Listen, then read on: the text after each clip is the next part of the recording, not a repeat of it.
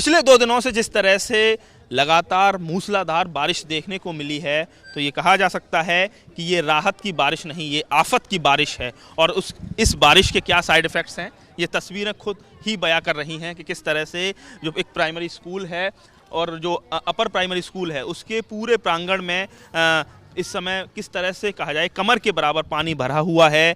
School ज़रूर प्रशासन ने 2 दिनों के लिए बंद कर दिए हैं, लेकिन ये तस्वीरें बयां कर रही हैं कि ये प्राइमरी स्कूल एक तालाब की शक्ल ले चुका है। उच्च प्राथमिक विद्यालय नगला रामबक्स जो खंदौली ब्लॉक में आता है, उसका ये अपर प्राइमरी स्कूल है। और इस समय मैं बिल्कुल उस प्राइमरी स्कूल के बीचों बीच में मौजूद हूँ और बिल्कुल कहा जाए मेरे घुटनों से ऊपर तक यहाँ इस समय पानी भरा हुआ है। इससे समझा जा सकता है कि स्थिति कितनी कहा जाए भयावह है। और ऐसे में इस समय जो कवायद हो रही है कि जो क्लासरूम्स में जो फर्नीचर है, बिल्कुल न्यू फर्नीचर नज़र आ रहा है, वो फर्नीचर निकाला जाए ताकि ये फर्नीचर सड़े नहीं, ख़राब नहीं हो। और जो स्थानीय ग्रामीण भी हमारे साथ हैं, क्या नाम है साहब आपका? मेरा नाम राकेश कुमार यादव है। राकेश जी, ये बताइए कि ये तो स्कूल नहीं तालाब नजर ज़्यादा आ रहा है। ये तो बड़ा मैं धन्यवाद देता हूँ, आज की छुट्टी कर दी, वरना नौनिहालों का क्या हाल होता आज अगर विद्यालय आते।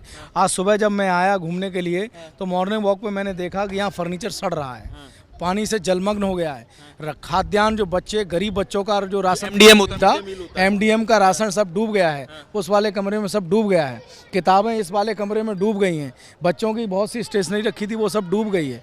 तो वो तो इत्तेफाक की बात है कि बारिश लगातार होने से यहाँ इस तरह से हमने जब फ़ोन किया तो किसी भी शिक्षा अधिकारी ने हमारा फ़ोन नहीं उठाया। BSA या एडिशनल BSA शिक्षा अधिकारी को फ़ोन किया, हमने ABSA को फ़ोन किया, हमने अन्य सक्षम अधिकारियों को फ़ोन किया, तो किसी ने फ़ोन ही नहीं उठाया। मैं फिर बहुत परेशान था तो मैंने प्रधान जी को फ़ोन किया, तो प्रधान जी यहाँ भागते हुए आए और उन्होंने कहा ठीक है चलो मैं मजदूर लगाता हूँ, बुलाता हूँ, कम से कम हमारे गांव की बात है। तो हम गांव वाले तो जुड़ गए, गांव वाले हम सब जुड़ गए, राशन बचाने का प्रयास किया और आपके सामने देख लीजिए आप फर्नीचर निकाल हम बचा रहे हैं। देखिए तस्वीरें मैं एक बार फिर से दिखा रहा हूँ कि किस तरीके से इस समय जो बच्चों का जो क्लासरूम का जो फर्नीचर है उसको निकालने का जो अभियान है बहुत तेज़ी से चल रहा है। और सबसे बड़ी बात यह है कि इसमें स्थानीय ग्रामीण ही मदद कर रहे हैं। प्रशासनिक जो मदद होनी चाहिए वो मुझे यहाँ नज़र नहीं आ रही। इसे समझा जा सकता है कि पूरी तरह से अपने कहा जाए ग्रामीणों को, बच्चों को अपने हाल पर छोड़ दिया गया। देखिए तस्वीरें मैं आपको दिखाना चाहता हूँ किस तरीके से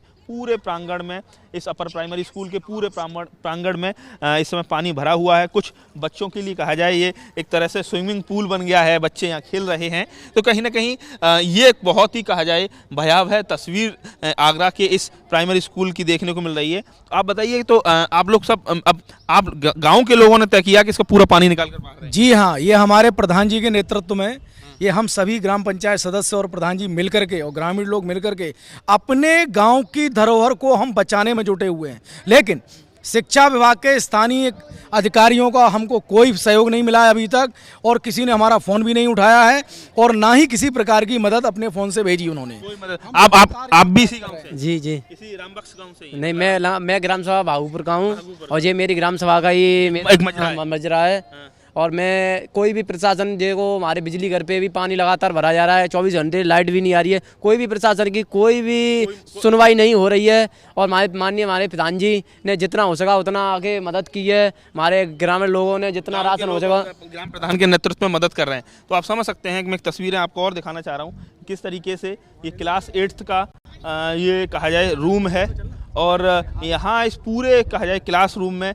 इस समय पानी भरा हुआ है। कुछ बच्चे ज़रूर उनके लिए कहा जाए एक तरह से पिकनिक का स्पॉट बन गया है, स्विमिंग पूल सा नज़र आ रहा है। लेकिन सबसे बड़ा इसका क्या है, इसका साइड इफ़ेक्ट ये है कि अब कई 2 दिन के लिए भले ही इसको प्रशासन ने बंद किया है, लेकिन हो सकता है कई दिनों के लिए ये यहाँ क्लासेस ना लगें। देखिए मैं आपको एक और तस्वीरें फिर दिखाना चाह रहा हूँ। और ऐसे में आज जो ABP गंगा की टीम यहाँ पहुँची है तो हमने ये दिखाना चाहा है कि किस तरीके से आखिर जो इंतज़ाम होना चाहिए ड्रेनेज सिस्टम का, वो ड्रेनेज सिस्टम पूरी तरह से कहा जाए ध्वस्त नज़र आ रहा है। और यही वजह है कि देखिए किस तरीके से क्लासरूम में इस समय ज़बरदस्त कहा जाए पानी भरा हुआ है। और गांव के लोगों की कहा जाए यही सबसे बड़ी कहा जाए ताकत होती है कि संकट के वक्त में, जब से एडवर्स सिचुएशन में वो लोग एक हो जाते हैं।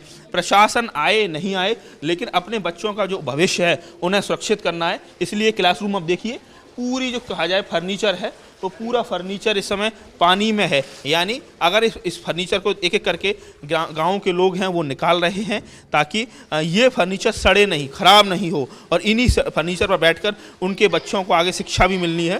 तो गांव के लोगों ने कहा जाए एकजुट होकर इस फर्नीचर को निकालने का काम जो शुरू कर दिया है।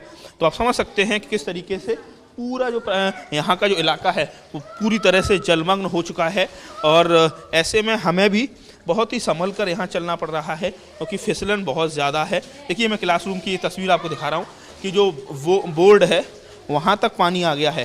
देखिए किस तरीके से ये बोर्ड है वहाँ तक पानी आ गया है, और ऐसे में आप समझ सकते हैं कि कितने दिन तक क्लासें नहीं चलेंगी, कब तक ये यहाँ व्यवस्था सुचारू हो पाएगी, पानी निकालने का प्रबंध कब तक हो पाता है। इसके बाद यहाँ पूरा सूखा हो ये एरिया तब ही जाकर क्लास लगेंगी। समझा जा सकता है कि यहाँ मुझे भी कोई भी प्रशासनिक जो मुलाजिम है, कोई भी प्रशासनिक अधिकारी मुझे यहाँ नज़र नहीं आ रहे हैं। आप बताइए, तो ऐसे में आप लोगों ने एसडीएम या किसी तहसीलदार या किसी बड़े अधिकारी को इत्तला की? हमने तहसीलदार साहब को फ़ोन किया, उठाया नहीं। हमने एसडीएम साहब को फ़ोन किया, नहीं उठाया। और डीएम साहब को भी सूचना व्हाट्सएप के माध्यम से दे दी है, लेकिन अभी तक स्थानीय प्रशासन का हमको कतई सहयोग नहीं मिला है। स्थानीय प्रशासन का सहयोग नहीं मिला है। आप तो आप लोग को पूरा गांव के लोग ही पानी निकाल? जी हाँ। मोटर मंगाई? हाँ जी मंगाई है, वहाँ ये लगातार पानी निकल रहा है मगर आगे पावर स्टेशन में जी वहाँ पे भी मोटर लगी है जो 24 घंटे से पानी के लिए परेशान है गांव के लोग। उसके लिए 24 घंटे से सप्लाई नहीं हो पा रही है लाइट की, वहाँ भी दिक्कत है। वहाँ प्रधान जी लेके भी गए थे जेसीबी, वहाँ से भी दिक्कत हो रही है। प्रशासन की कोई भी नहीं, प्रधान जी लेके गए थे, लोगों को भी लेके गए थे, वहाँ जेसीबी फंस गई है। राम बख्श जो भागलपुर जिला पंचायत ग्राम पंचायत में आता है, और ऐसे में अब देखना ये है कि ये कब तक यहाँ से पानी निकालने का काम पूरा हो पाता है। लेकिन कहा जाए जो बारिश, जो आफत की बारिश है, देखिए भले ही उमस से और गर्मी से राहत जरूर लोगों को मिली हो, लेकिन राहत से ज़्यादा अब ये आफत की बारिश नज़र आ रही है। और कब तक ये क्लासें दोबारा फंक्शनिंग हो पाती हैं, क्योंकि 2 दिन की छुट्टी ज़रूर प्रशासन ने कर दी है, लेकिन मुझे लग रहा है कि 2 दिन से ज़्यादा का समय लगेगा। इन पूरे कहा जाए अगर बारिश नहीं होती है तो इस क्लासरूम में जो यहाँ से पानी निकलने में, फिर इसमें जो पूरा जो कहा जाए यहाँ का जो प्रांगण है वहाँ पानी सोखने में, वहाँ से जो व्यवस्था है वो स्मूथ करने में थोड़ा वक्त ज़रूर लगेगा।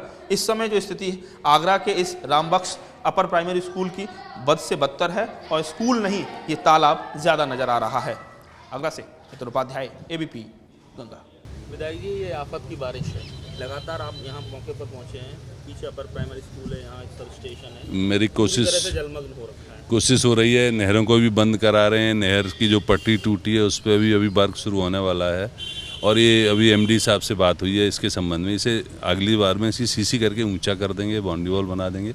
ये निश्चित रूप से हमारे जनता को बहुत परेशानी हुई है 3 दिनों से, और हम एक नई प्लानिंग पे भी काम कर रहे हैं, वैकल्पिक चीज़ें भी बना रहे हैं। जैसे अंडरग्राउंड केबलें हैं, सिंगल पड़ी हुई है, तो हमारी स्वीकृति हो गई है, डबल केबल डालेंगे हर जगह। हमारी भविष्य को लेके भी बहुत प्लानिंग है कि हमारी बिजली में जो बरसात में जो डैमेज होते हैं वो ना हो। तो लेकिन अब समय 7-8 महीने हुए हैं, तो वो सब चीज़ें पाइपलाइन में हैं। हमारी प्लानिंग है कि हमारे क्षेत्र को बिजली अच्छी मिले। और जहाँ तक इस बिजली घर की बात है, एमडी साहब से डिस्कस हो गया है, इसकी हम प्लान सीसी बना के इसे ऊंचा कर देंगे। भविष्य में ऐसी पुनरावृत्ति नहीं होगी। दूसरे पीछे स्कूल है और वहाँ पूरा जो वो हम उसके वो सब चीज़ें निश्चित रूप से जो हुआ है आगे नहीं होगा। हम बम्बा को भी अच्छे से सही करा रहे हैं, और अभी इसका अभी 2 दिन पहले ही जल शक्ति मंत्री से हम लोगों की वार्ता हुई है। इस सब का डिज़ाइन करा रहे हैं, जीर्णोद्धार करा रहे हैं। तो नहरों की जब जीर्णोद्धार हो जाएगी, वो मजबूत हो जाएंगी, तो ऐसी घटना नहीं होगी, नहर टूटने की भी नहीं होगी। इस पर भी प्लान काम कर रहे हैं।